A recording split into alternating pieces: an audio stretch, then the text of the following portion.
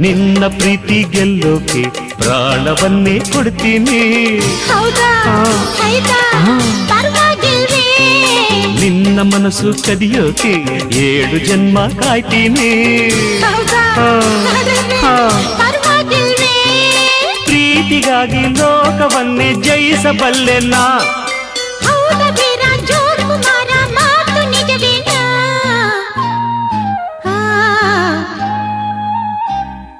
ಚಿಲುವೆ ಒಂದು ಕೇಳ್ತೀನಿ ಇಲ್ಲ ಅಂದ್ರೆ ಕೊಡ್ತೀಯಾ. ನಿನ್ನ ಪ್ರೀತಿ ಮಾಡ್ತೀನಿ ಹೇಳೋ ಕೆಲಸ ಮಾಡ್ತೀಯಾ